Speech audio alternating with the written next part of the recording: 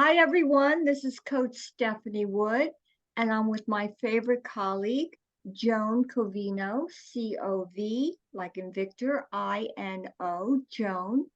And we're here at my podcast, Tap Into Your Body Confidence, where entrepreneurs unite to showcase their talents to the world.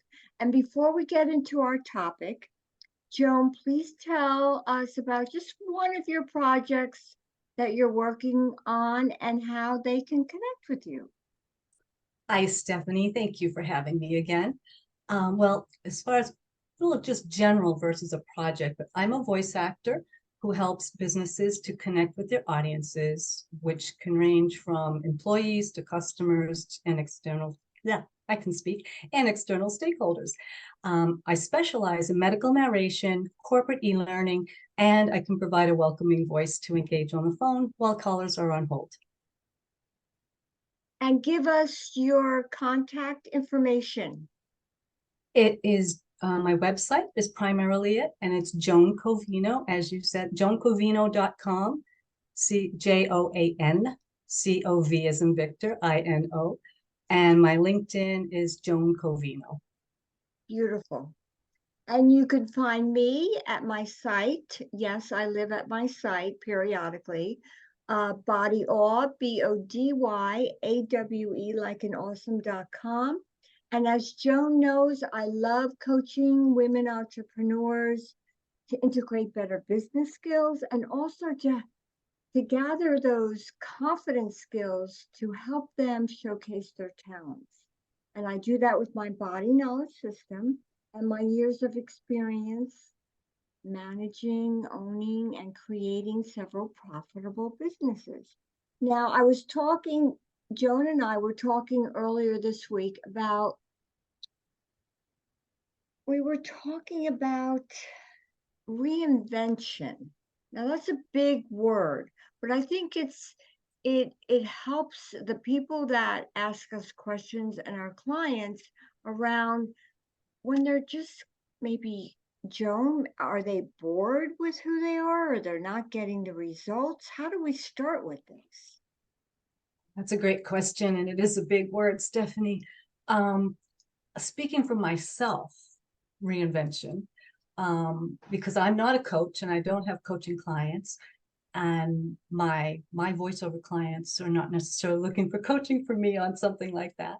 But in choosing, say, to leave a corporate world to go into entrepreneurship, right?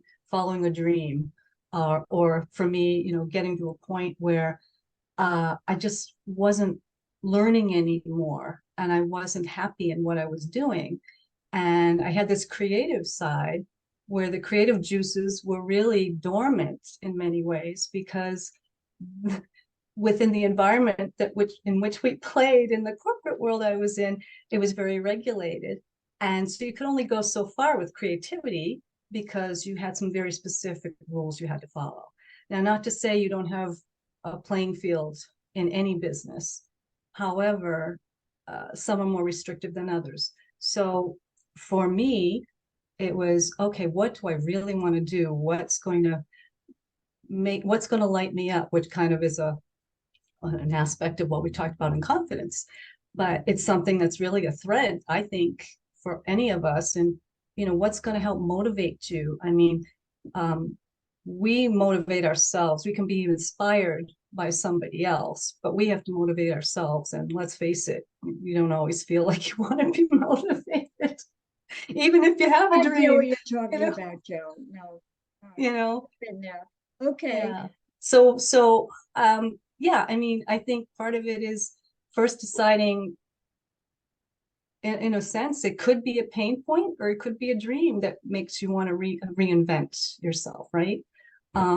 So I don't know. Did I answer kind of as we were going there, just throwing some ideas in? You inspired me because connecting the dots between, like, Joan, I'm just curious about the work that you do in a voiceover. I mean, don't you have to reinvent yourself for the character? Mm-hmm. I mean, we could use that as a a springboard for our clients and people who want to reinvent themselves. So Sure. I'm giving you the stage again. So when you're inventing or reinventing a character, Hmm. where do you start? Yeah, well, great question. You start with yourself, right? We're all unique. Yourself?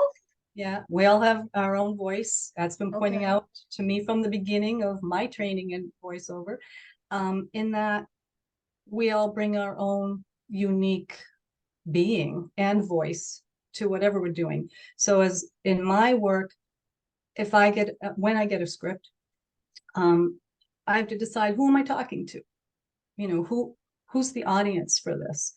And also really honing in on like one person to bring it out of me, you know. So for example, some of my prior skills have been speaking to audiences live and not so well, sort of live here, but in person type of thing versus one-on-one on a microphone and creating a relationship there so that that listener is I'm connecting with that listener. Why do they want to hear my message on behalf of the client?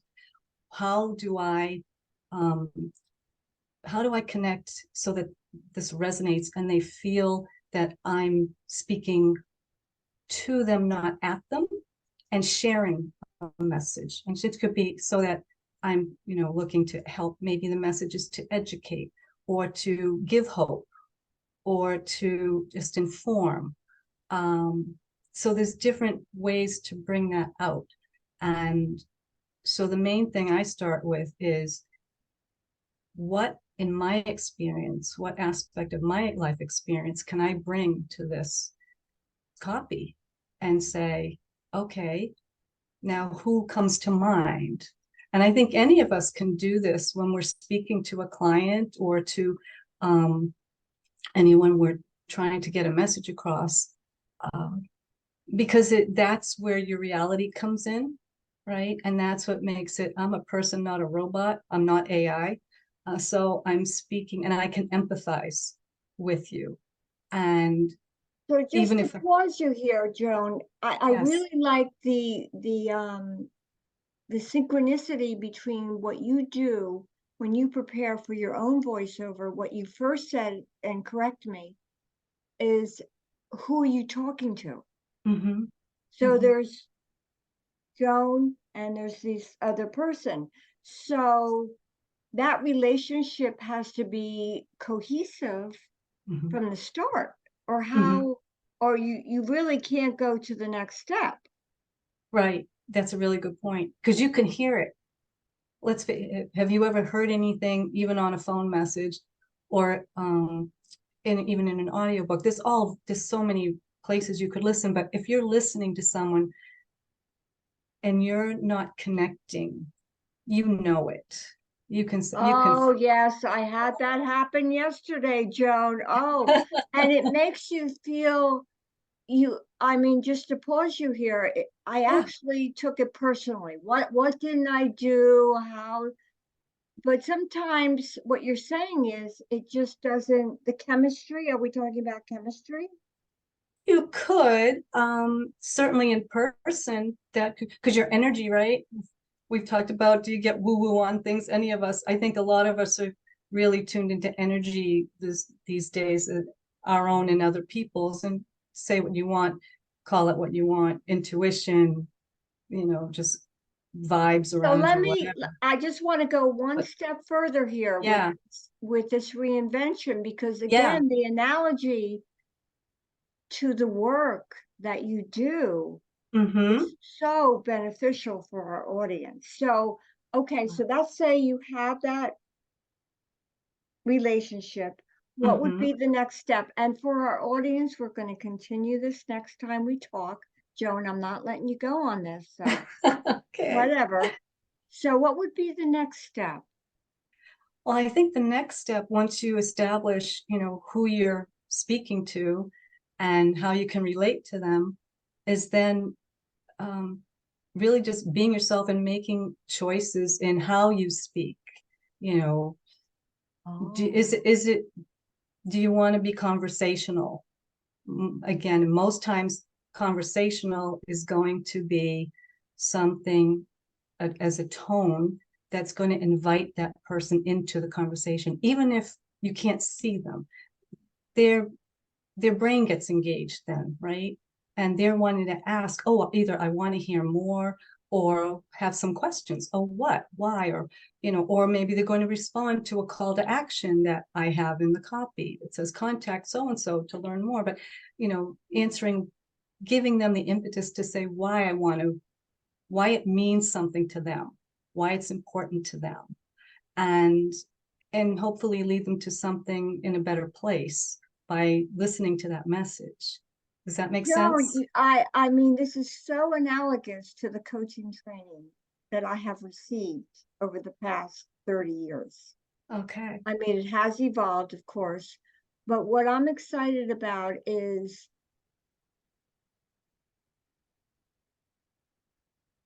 if you could give us just a synopsis of the first step and the second step that you spoke to, if you could remember, because I know you're very creative.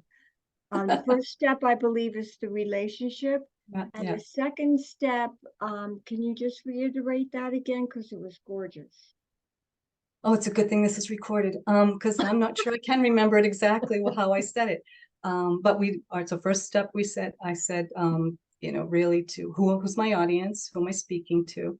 And then after that, really like within the copy, how choosing my tone and how I want to convey the message to connect.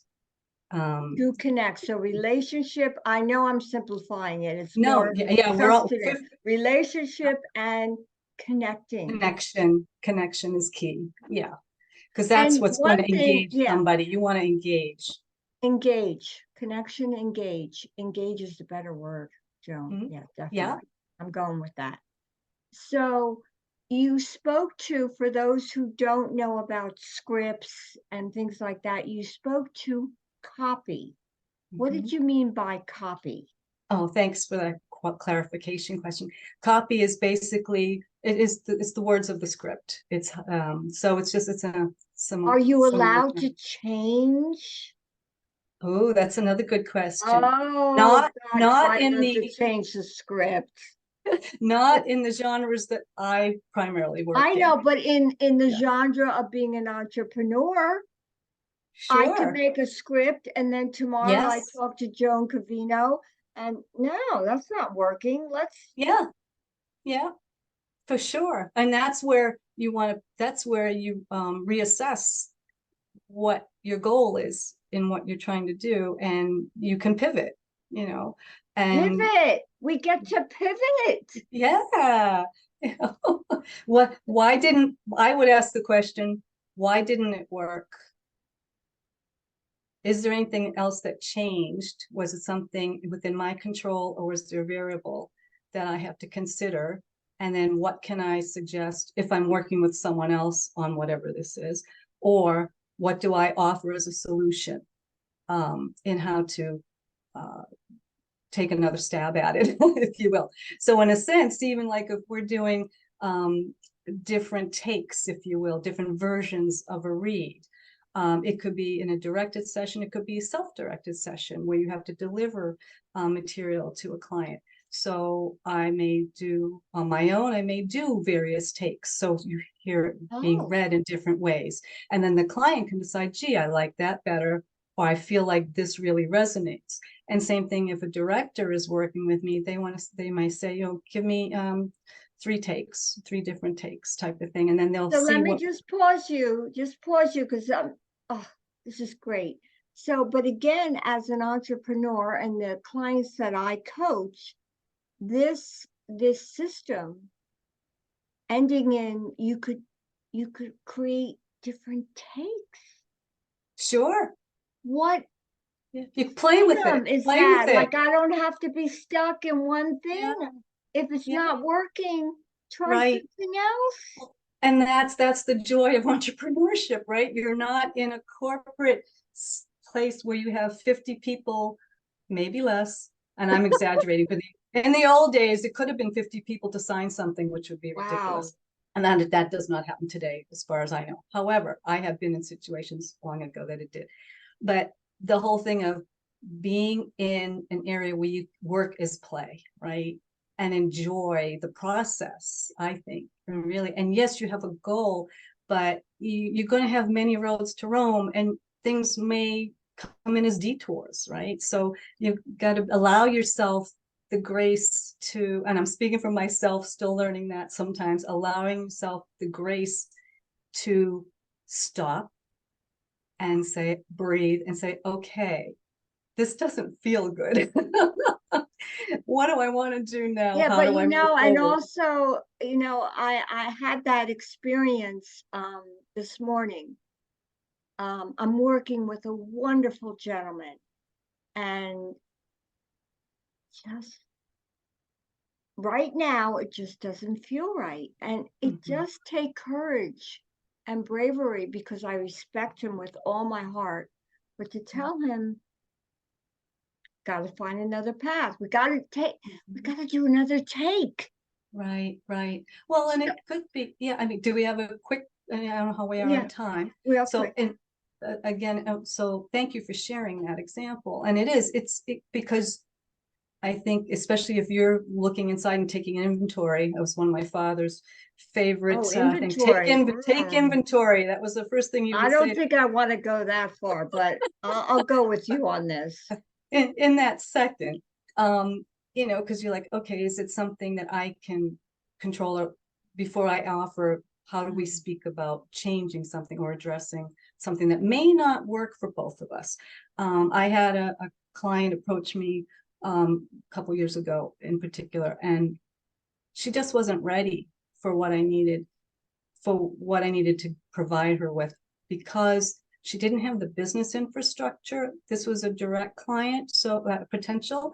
And the more I learned, as I was asking questions, so I would know the landscape of what she really wanted me to accomplish for her. She didn't have scripts or anything either.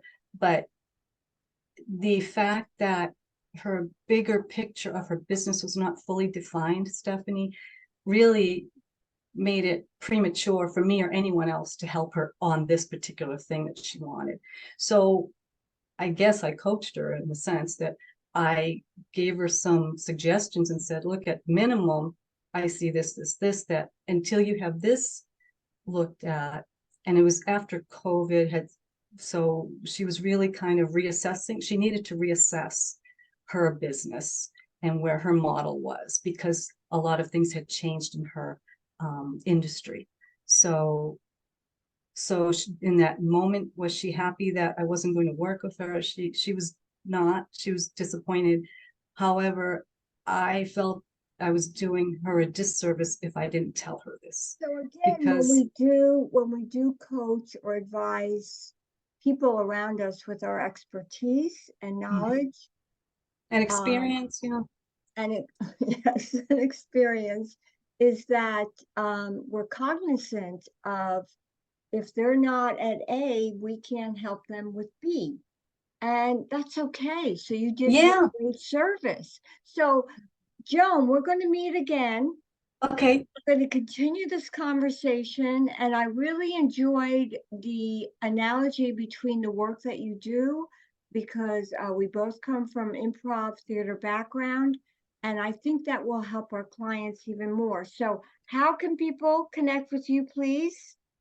Okay. Again, my website's the best way to find me, and it's Joan, Joan Covino, COV as in Victor, INO.com, joancovino.com, and LinkedIn, Joan Covino. And myself, Stephanie Wood, I'm at Body Awe, BODYAWE.com. And Joan, our audience has a lot to ponder and go forth with practices. And I'll see you again. Yes. Thank you so much. Thank you so much, Stephanie.